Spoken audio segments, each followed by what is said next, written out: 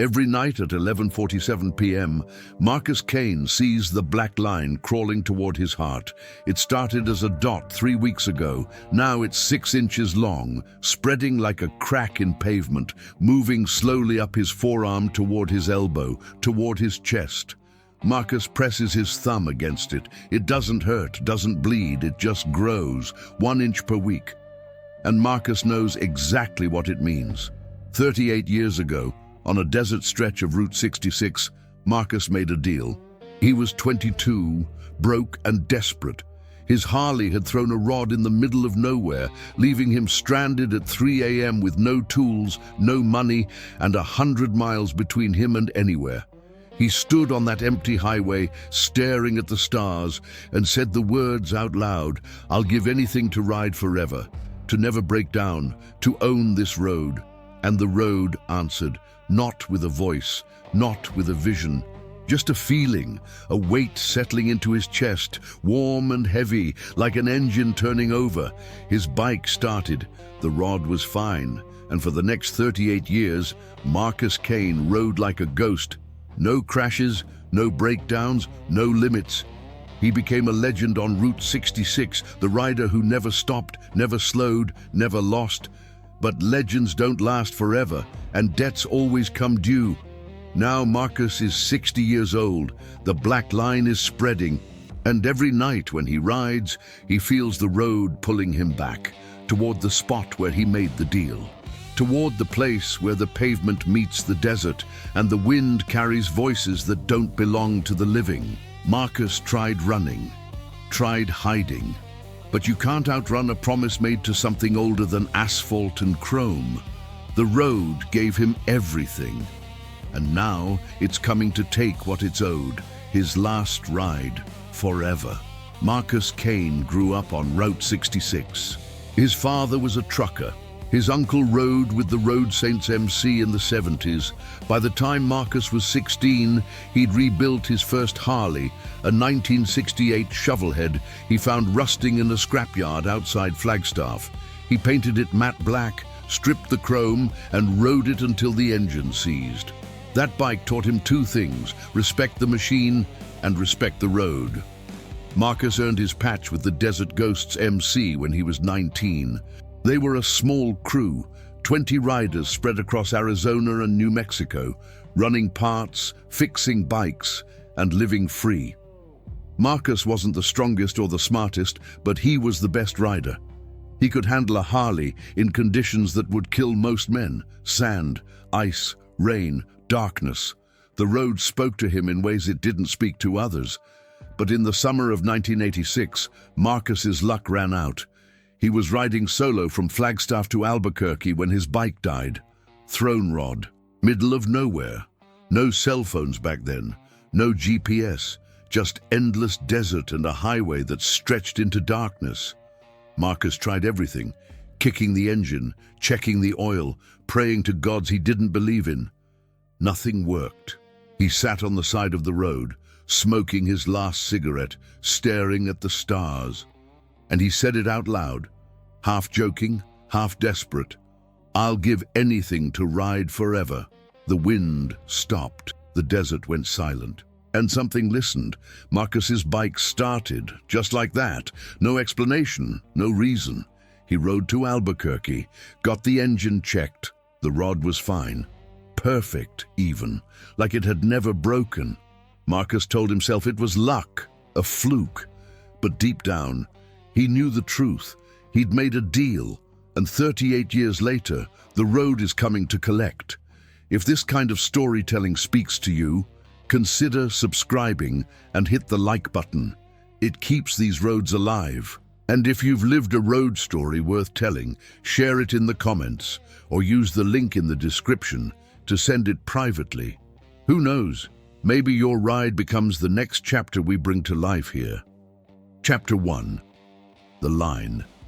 Marcus first notices the mark 3 weeks before his 60th birthday. He's washing his hands in a truck stop bathroom outside Barstow when he sees it, a small black dot on the inside of his left forearm, just below the wrist. He rubs it, thinking it's grease or ink. It doesn't come off. Marcus stares at it for a long moment. then shakes his head and walks out. Probably a bruise, maybe a spider bite. Nothing to worry about. But the next morning, it's bigger. Not a dot anymore. A line, thin, black, perfectly straight, stretching half an inch up his arm. Marcus presses his thumb against it. No pain, no swelling. Just a line, dark as asphalt, embedded in his skin like a road drawn on a map. He tries washing it again, scrubbing it with soap, then with rubbing alcohol. Nothing works. The line stays, dark and permanent, like it's been there his whole life. Marcus pulls on a long-sleeved shirt and heads to work, trying to ignore it. But that night, Marcus dreams of Route 66. He's riding through the desert at 3 a.m., the same stretch where his bike died in 1986. The road is empty, silent, and ahead of him, standing in the middle of the highway, is a figure. It's not human, not exactly. It's shaped like a man, but its edges are blurred, like heat rising off pavement. Its eyes glow faintly, the color of headlights cutting through fog. The figure doesn't speak, it just raises one hand, pointing at Marcus's arm. Marcus looks down. The black line is longer now. It stretches from his wrist to his elbow, pulsing faintly like a vein carrying something other than blood. He wakes up gasping, drenched in sweat. His arm burns. He checks it under the lamp. The line has grown 2 inches overnight. Marcus rides to a doctor the next day. The doctor examines the mark, runs tests, takes blood. Everything comes back normal. "I don't know what this is," the doctor says. "It's not a rash, not an infection, not a parasite. It's just there." "Can you remove it?" The doctor hesitates. "I could try cutting it out, but I have no idea how deep it goes. And if it's connected to something internal..." Marcus leaves without scheduling surgery. He knows cutting won't work. This isn't a medical problem, it's something else. Over the next week, the line grows steadily, 1 inch every 7 days, always moving upward, toward his shoulder, toward his heart. Marcus starts avoiding mirrors, avoiding questions. He wears long sleeves even in the heat, keeps his distance from the other desert ghosts, and rides alone more often than usual. But every night, the dreams return. The desert, the highway, the figure standing in the road, pointing, and every morning, the line is longer. By the end of the 2nd week, Marcus can't ignore it anymore. He pulls over on a desert highway outside Needles, sits on his bike, and stares at his arm. The line is 8 inches long now, stretching from his wrist almost to his elbow. And it's not just a line anymore. It's moving, slowly, imperceptibly, like something alive crawling beneath his skin. Marcus's hands shake. He pulls out his phone, searches Route 66 deal with the devil. Dozens of stories pop up. Legends of riders who disappeared, truckers who saw things in the desert, travelers who made bargains at crossroads. One story catches his eye. A forum post from 2003, written by a woman whose father rode Route 66 in the 70s. He told me once, when he was drunk, that he made a deal with the road, said it gave him 30 years of perfect rides, no crashes, no problems. But on his 60th birthday, something came for him. He went out to ride one last time and never came back. They found his bike on Route 66, engine still running, but no body, just tire tracks leading into the desert. Marcus's chest tightens. He's 59 years old. His birthday is in 2 weeks, and the line is growing faster. The road is calling, and Marcus is running out of time. Chapter 2. The voices. Marcus stops sleeping. Every time he closes his eyes, he's back on that highway. The figure is always there, closer each night, its glowing eyes fixed on him. And now he hears voices, whispers carried on the wind, speaking words he can't quite understand. By the 3rd week, the line reaches his elbow. Marcus measures it obsessively, 1 inch every 7 days. At this rate, It'll reach his heart in 6 weeks, maybe less. He starts researching Route 66 folklore, desert legends, crossroad deals. He finds stories of riders who vanished, truckers who saw phantom hitchhikers, travelers who heard engines that weren't there. But nothing tells him how to break a deal. One forum post stands out, written by a man who claims to be a road shaman, someone who understands the spirits of highways and deserts. The old roads are alive. They remember every mile, every rider, every drop of blood spilled on their pavement. If you make a deal with a road, you're not dealing with the devil. You're dealing with something older, something that doesn't bargain. It just takes what it's owed. Marcus sends the man a private message. How do I break a deal with Route 66? The response comes 2 days later. You don't. You finish the ride. Marcus rides to the spot where it started.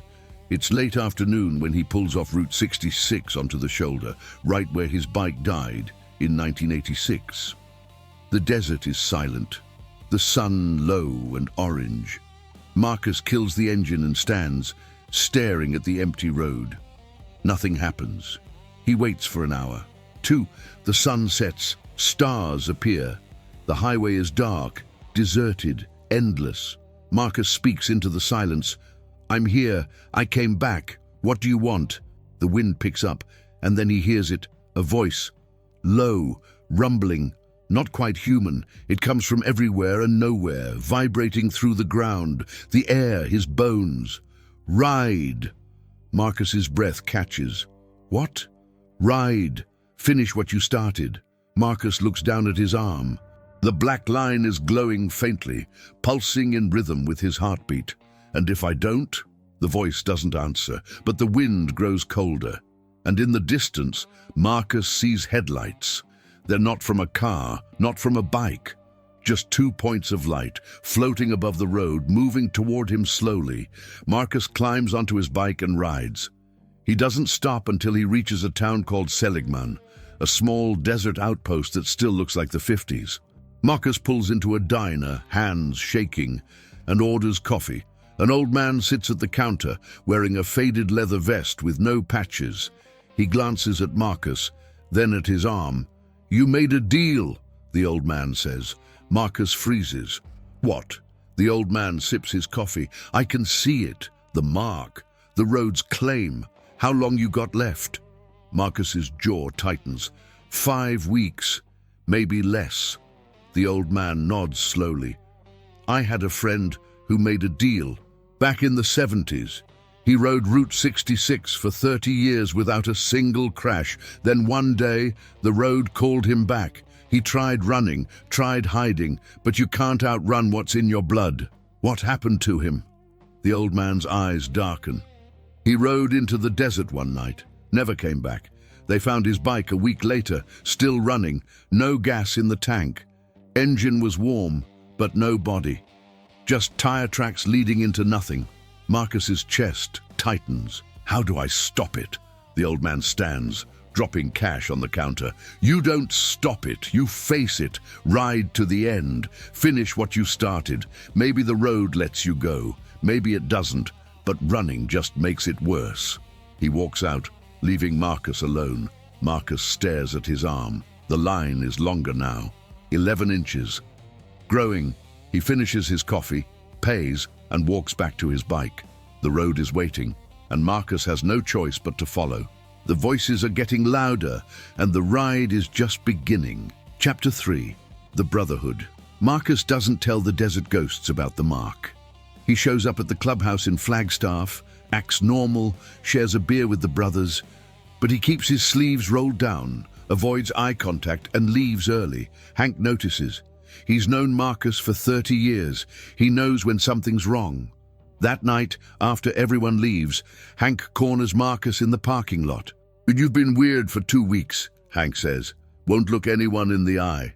Won't take your jacket off even in the heat. What's going on?" Marcus hesitates. "Nothing. Just tired." "Bullshit." Hank steps closer. "Talk to me." Marcus stares at the ground, jaw tight. Then slowly, he rolls up his sleeve.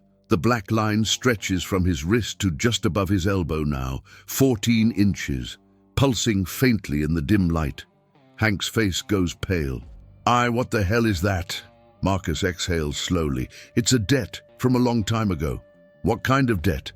Marcus tells him everything. The breakdown in 1986, the desperation, the words he spoke into the desert, the 38 years of perfect rides, and now the price. Hank listens without interrupting. When Marcus finishes, Hank sits on his bike, silent for a long moment. You made a deal with Route 66. Marcus nods. And now it's coming to collect. Yeah. Hank rubs his face in processing. Then he looks up, his voice firm. You're not facing this alone. Marcus shakes his head. This isn't your problem, Hank. The hell it isn't. You're my brother. And brothers ride together, always. Hank calls an old-timer named Dutch, a former desert ghost who rode Route 66 back in the 60s. Dutch is in his 80s now, living in a trailer outside Kingman. He knows the old stories, the legends, the things riders don't talk about in daylight. They meet at a dive bar called the Rusty Spoke. Dutch is thin, weathered, with tattoos faded to blue-gray and a long white beard. He orders whiskey, listens to Marcus's story, and studies the mark on his arm. I've seen this before, Dutch says quietly. Once, back in '68. A rider named Boone. He made a deal with the road after a bad crash. Rode for 30 years without a scratch. Then one day, the mark appeared, just like yours. Marcus leans forward. What happened to him? Dutch takes a long drink. He tried to run, changed his name, moved to Montana, stopped riding. But the road found him anyway. One night, he got in his truck to drive to the store. Never made it. They found the truck on Route 66, 3 states away, engine running, doors open. No body, just the mark, burned into the steering wheel. Marcus's stomach drops, so there's no way out. I didn't say that. Dutch pulls a folded map from his jacket, spreading it on the table. There's a place. Mile marker 239 between Needles and Barstow. Old-timers call it the Crossroads. It's where deals get made. And maybe where they get unmade. Marcus stares at the map. What do I do there? You offer something else. Something the road wants more than you. Like what? Dutch's eyes darken. That's the part I don't know. But Boone told me something before he disappeared. He said the road doesn't want death. It wants riders. It wants motion. It wants the thing that keeps the highway alive. Hank frowns. What does that mean? Dutch finishes his whiskey. It means Marcus has to give the road what it really wants, not his life, his ride. Marcus rides to mile marker 239 2 days later. Hank rides with him, along with 3 other desert ghosts. They pull off the highway just after midnight, engines idling in the desert silence. The crossroads is nothing special, just a stretch of cracked pavement where 2 dirt roads intersect Route 66. But the air feels different here.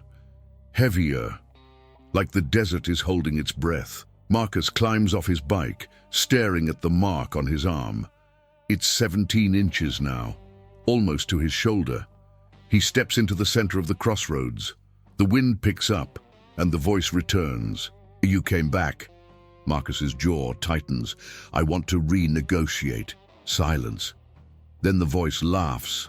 Low, rumbling, like thunder rolling across the desert.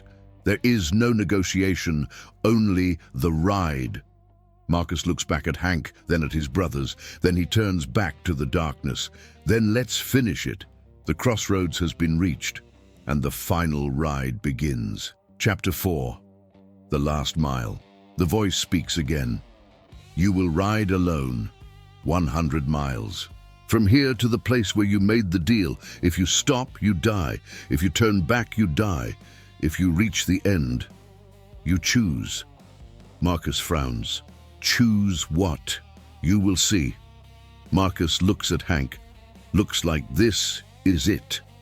Hank shakes his head. No way, man. We ride together.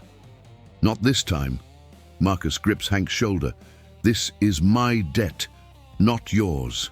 The other riders step forward, men Marcus has ridden with for decades, men who've shared blood, beer, and highways. They form a circle around him, hands on his shoulders, a silent vow. "Ride hard, brother," one of them says. "We'll be waiting at the end." Marcus nods, climbs onto his Harley, and kicks it to life. The engine roars, echoing across the desert. He twists the throttle and rides into the darkness. The first 20 miles are normal, empty highway, stars above, wind in his face. Marcus keeps his speed steady, breathing deep, focusing on the road. But at mile 21, things change. The highway begins to shift. The lines blur. The pavement ripples like water. And ahead of him, Marcus sees riders, dozens of them, ghosts on motorcycles, riding in formation, their engines silent. They don't look at him, don't acknowledge him. They just ride, fading in and out of existence like shadows. Marcus grips the handlebars tighter. His heart pounds. But he doesn't slow down. At mile 30, the ghosts surround him. They ride beside him, behind him, ahead of him. Some wear patches from clubs that don't exist anymore. Some are missing limbs, faces, eyes. But they all ride. Marcus realizes what they are. Other riders who made deals. Other men who tried to own the road and lost. He rides through them. At mile 50, the road splits. Two paths stretch ahead. One continues straight, following Route 66. The other veers off into the desert, glowing faintly, like a path made of starlight. The voice returns, "Choose." Marcus stares at the glowing path. It's beautiful, inviting. It promises freedom. No pain, no debt, just endless riding. But Marcus knows a trap when he sees one. He stays on Route 66, the glowing path fades behind him, and the ghosts disappear. At mile 70, Marcus's arm starts to burn. The black line is moving faster now, crawling up his shoulder toward his neck. He can feel it spreading, wrapping around his chest like barbed wire. His vision blurs, his breathing becomes shallow, but he doesn't stop. He rides. At mile 80, Marcus sees his past. Figures appear on the side of the road, people he's hurt, abandoned, failed. His ex-wife, his daughter who stopped speaking to him, brothers who died while he rode on. They don't speak, they just watch. Marcus's chest tightens, guilt crashes over him like a wave, but he keeps his eyes forward. This isn't about them, it's about the road, and he's going to finish it. At mile 90, the engine starts to sputter. The Harley coughs, jerks, loses power. Marcus checks the gauges. Fuel is fine, oil is fine, but the bike is dying anyway. The road is testing him. Marcus leans forward, whispering to the machine, "Come on, not now. Just 10 more miles." The engine roars back to life, and Marcus rides. At mile 99, Marcus sees the place where it all started. The same stretch of highway, the same darkness, the same spot where his bike died in 1986.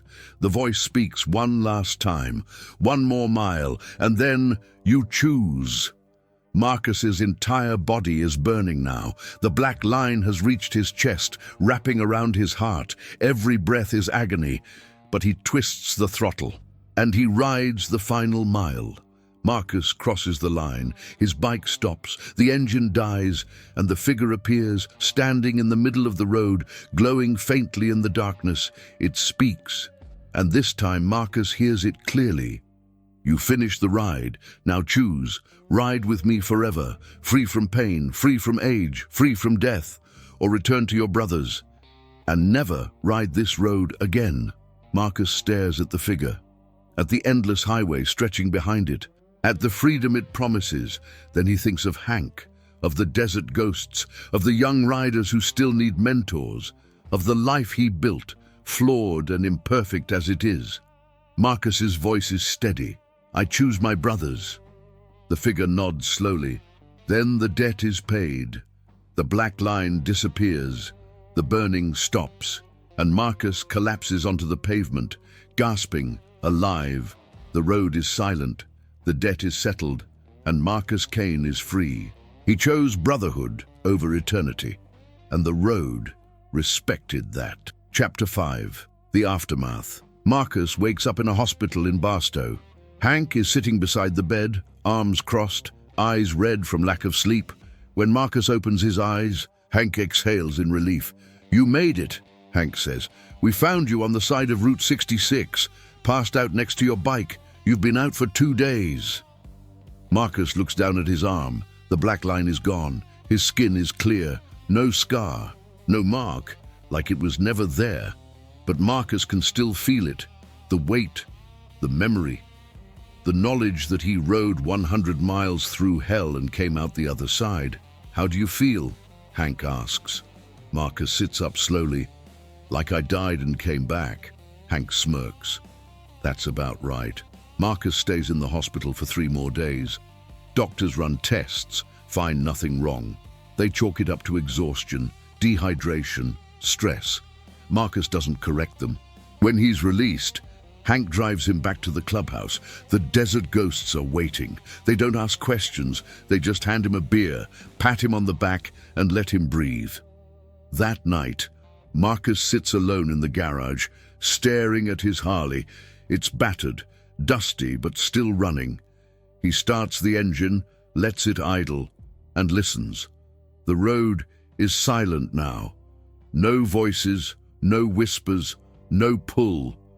But Marcus knows the truth. He didn't break the deal. He completed it.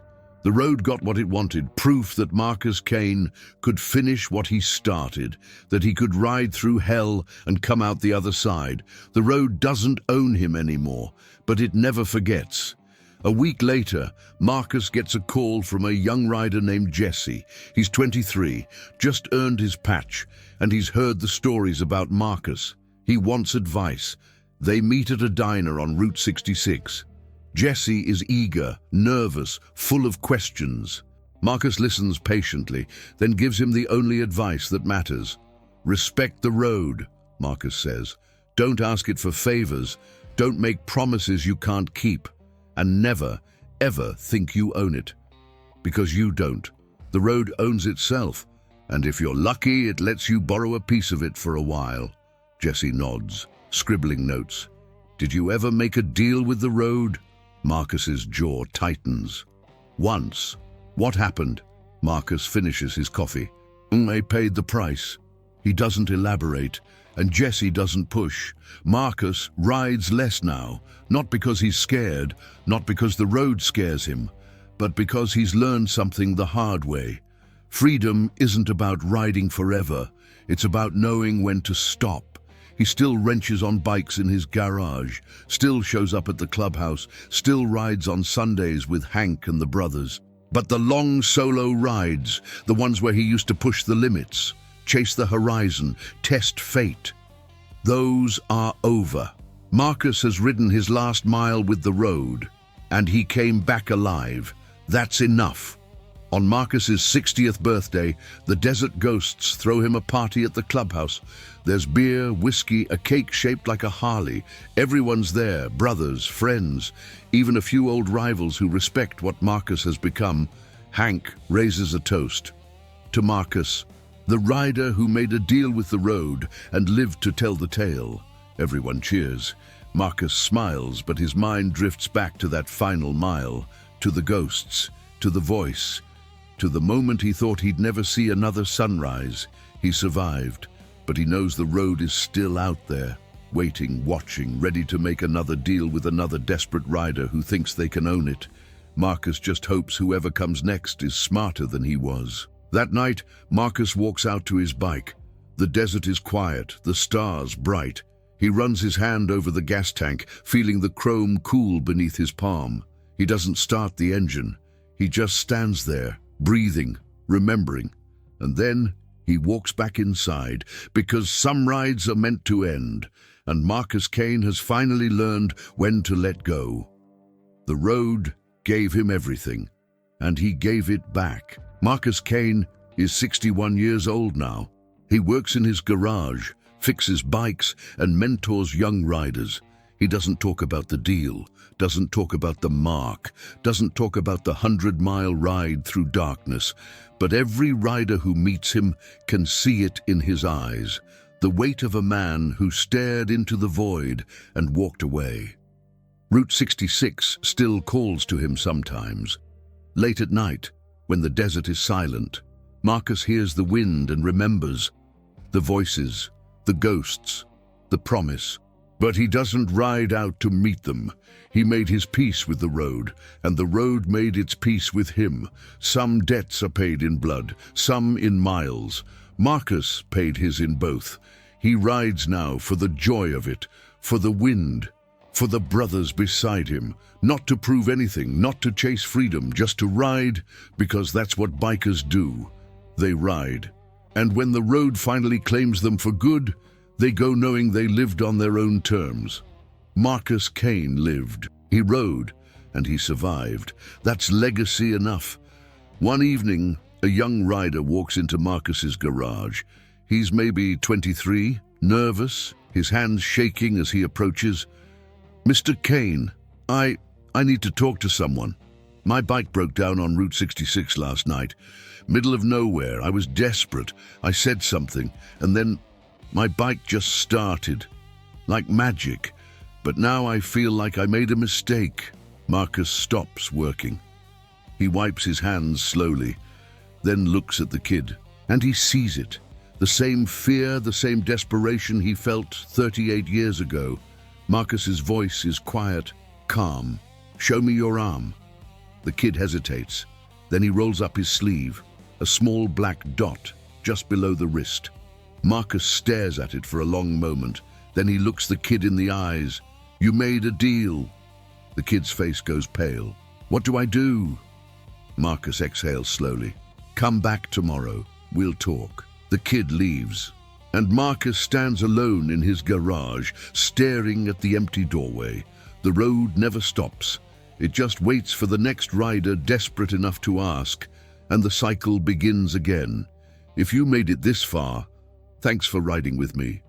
If you want more stories like this, you know what to do. Hit the like button, leave a comment, and subscribe.